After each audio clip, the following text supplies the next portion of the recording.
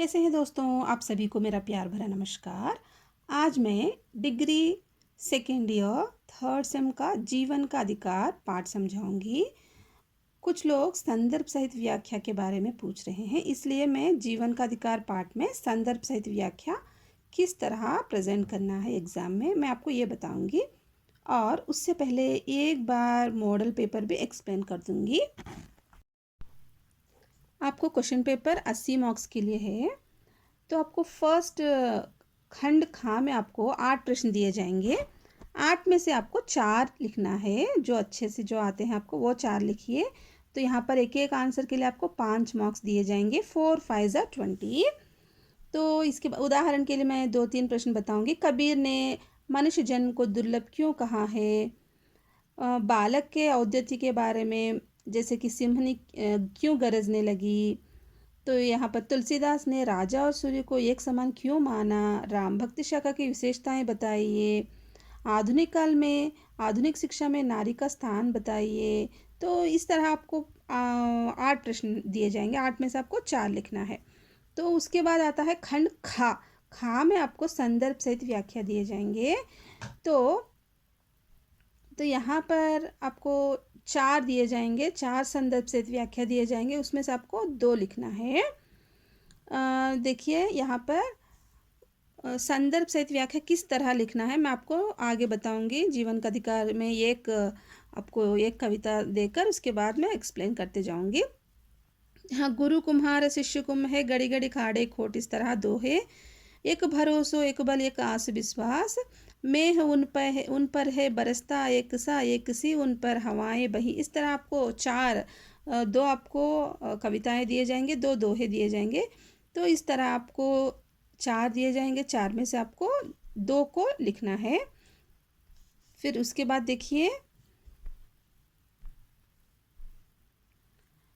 एक कविता का सारांश लिखना है आपको। कविता के सारांश में 3 कविताएं दिए जाएंगे। नवयुवकों से फूल और कांटा, मेरा नया बचपन, इस क्वेश्चन पेपर में दिया गया है। तो उसमें से आपको ये कविता का सारांश आपको लिखना है।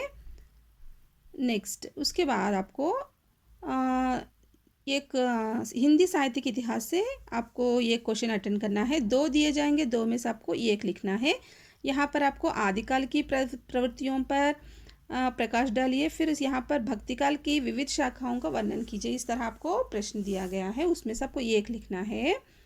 फिर उसके बाद किन्हीं 2 कवियों पर टिप्पणी लिखिए। यहाँ पर आपको 4 कवियों के नाम दिए जाएंगे। तो इसमें से आपको 2 कवियों के बारे में आपको टिप्पणी लिखना है। यहाँ पर चंद बरदाई, सुमित्रा नंदन पंत, सूरदास, रामधारी सिंह दिनकर, इस तरह आपको 4 दिए गए हैं। 4 में से आपको 2 लिखना है। फिर इसके बाद आपको एक निबंध लिखना है।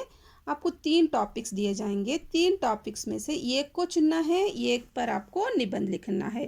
एक विषय पर आपको निबंध लिखना है। यहाँ पर उदाहरण के लिए देखिए, विद्यार्थी और राजनीति, शिक्षा पर भूमंडलीकरण का प्रभाव, विज्ञान वरदान या अभिशाप।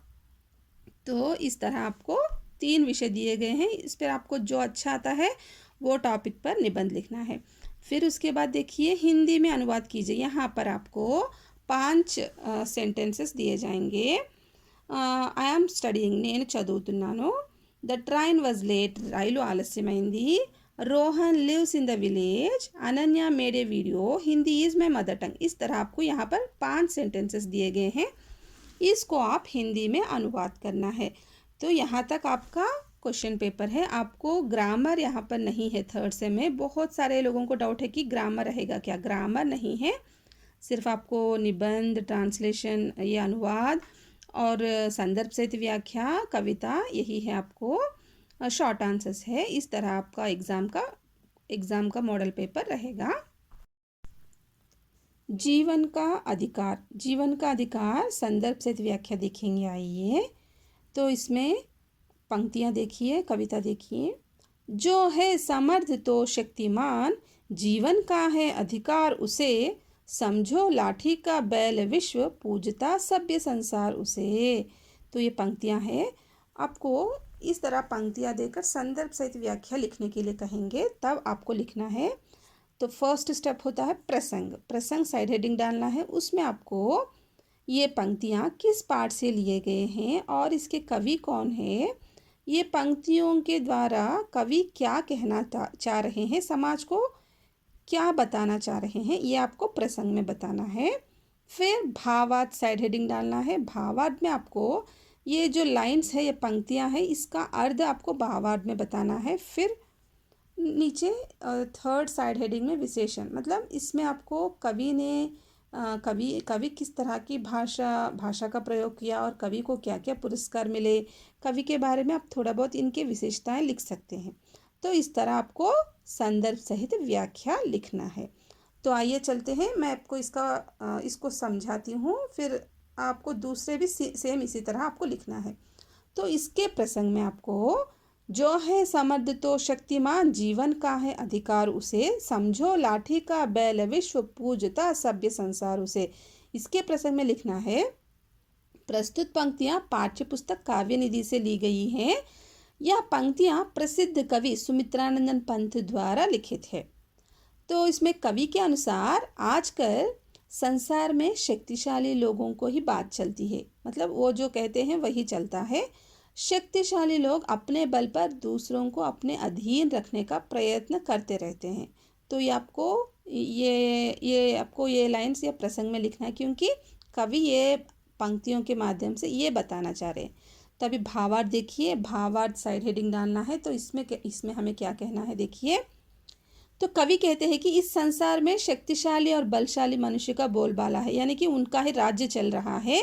जो शक्तिशाली है उसे ही जीवन जीने का अधिकार है। मतलब इसी तरह अभी आज का जो भी जो चल रहा है, मतलब जो जिसके हाथ में जो पावर है, वो जो भी कहेगा उसके अनुसार हमें चलना पड़ता है। तो इस तरह अभी आज का जो भी जीवन हो गया है, वह दूसरों के जीवन को भी अपने अनुसार चलाने का प्रयत्न करता है। यानी कि वो अपने हाथ में पावर रखकर दूसरों को नचाने की कोशिश करता रहता है कि मैं जिस तरह बोलूँगा तुम्हें उसी तरह करना है। यानी कि यहाँ पर इंसाफ धर्म का कुछ भी मायना नहीं रखता है। जिसके हाथ में पावर है वही सब कुछ करता रहता है।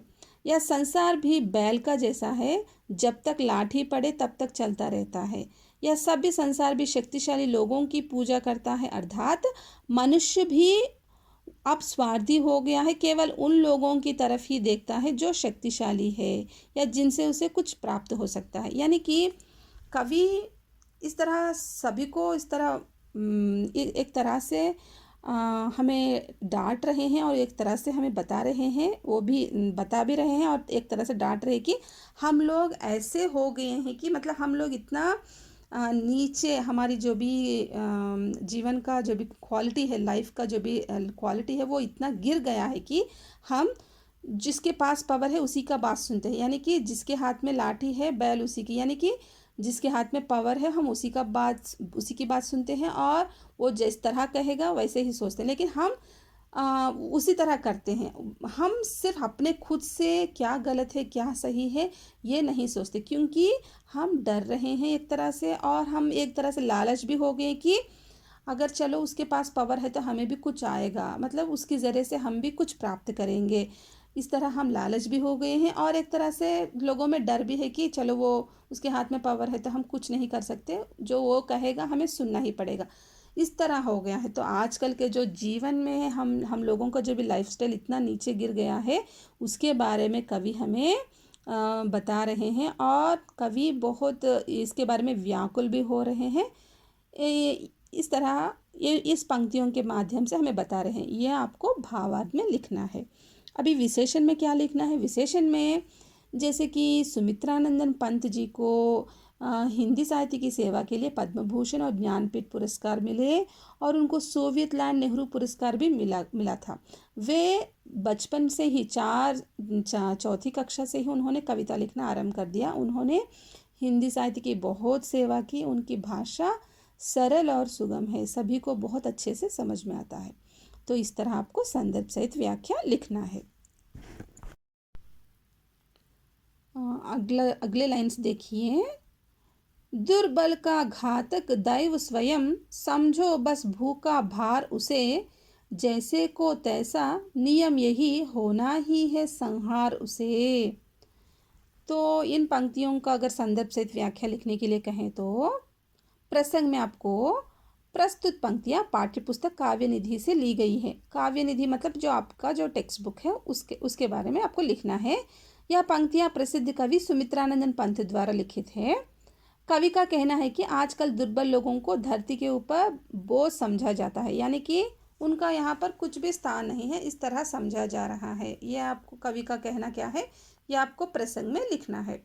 फिर अगर भावार्थ में गए तो भावार्थ में हमें इसका भावार्थ लिखना है, मतलब ऊपर जो पंक्तियाँ हैं, जो लाइन्स है, उसका अर्थ लिखना है।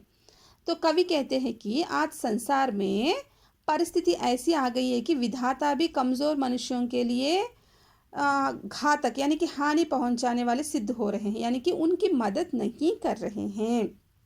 आजकल भगवान भी कमज़ोर की नहीं सुनते हैं, यानी कि जो शक्तिशाली है उनका ही राज्य चल रहा है, कमज़ोर कमज़ोर वैसे ही कमज़ोर ही रह जा रहा है, भगवान भी उसकी मदद नहीं कर रहा है, ऐसा कवि का कहना है। ऐसा लग रहा है कि गरीब और कमज़ोर मनुष्य अब इस धरती पर बोझ मात्र ही रह गए हैं।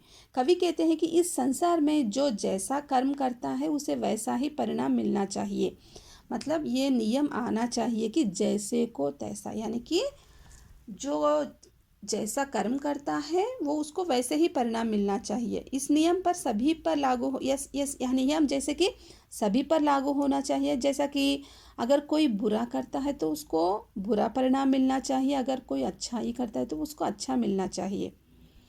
सॉरी, नहीं तो सॉरी, अगर इस तरह अगर नहीं हुआ तो इस दुनिया का शीघ्र ही पतन हो जाएगा, अर्थात कि बुराई ज़्यादातर बढ़ती जाएगी। अगर बुरा करने वाला उसको अगर सज़ा नहीं मिलेगा, बुराई वो करता ही रहता है, हमेशा करता ही रहेगा वो, क्योंकि उसको सज़ा नहीं मिल रही है इस तरह। इसलिए कवि इसको रोकने के लिए कह रहे कि जैसे को तैसा धर्म आना चाहिए, नियम आना चाहिए, ताकि जो बुरा करने वाले को सज़ा मिलते रहे, ताकि वो डर सके तो फिर से अगली बार वो बुरा नहीं करे। अच्छाई करने वाला को अच्छाई ही मिले। तो अगर इस तरह का नियम आए तो संसार में लोग अच्छे से रहेंगे, बुरा करने से डरेंगे। ये कवि का कहने का जो भी वो कहना चाह रहे हैं संसार से। तो सज़ा से डर कर तो थोड़ा बहुत बुराई करने से वो पीछे हटेंगे। तो कवि इस तरह वो व्याकुल हो रहे हैं कि इस धरती पर कमज़ोर और कमज़ोर हो रहे हैं, शक्तिशाली और शक्तिशाली हो रहे हैं। तो कमज़ोर लोग यहाँ पर बोझ बनते जा रहे हैं, क्योंकि भगवान भी उनकी नहीं मदद कर रहे हैं। इस तरह कवि व्याकुल हो रहे हैं। तो यहाँ पर कवि और भी कह रहे हैं, एक संदेश भी दे रहे हैं कि सज़ा के द्वारा ही कमज़ोर और शक्तिशाली का भेदभाव समाप्त हो सकता है, यानी कि कमज़ोर आदमी शक्तिशाली आदमी के बीच में जो भेद है वो ख़त्म हो जाएगा। क्योंकि अगर बुरा करने वाले को बुरा परिणाम ही मिलेगा, अच्छा करने वाले को अच्छा परिणाम मिलेगा, यही रहेगा यहाँ पर, अच्छा बुरा ही रहेगा, कमज़ोर शक्तिशाली ये ख़त्म हो जाएगा। तो इस तरह कवि का कहना है। हम विशेषण में ऐसे भी लिख सकते हैं कि कवि को पद्म भूषण पुरस्कार, ज्ञानपीठ पुरस्कार मिले सुमित्रानंदन पंत जी को। उनकी भाषा सरल और सुगम है, सभी को अच्छे से समझ में आता है। उन्होंने हिंदी साहित्य की बहुत बड़ी सेवा की है। वे छायावाद के मूल स्तंभों में से एक है। हम इस तरह विशेषण लिखकर ख़त्म कर सकते हैं।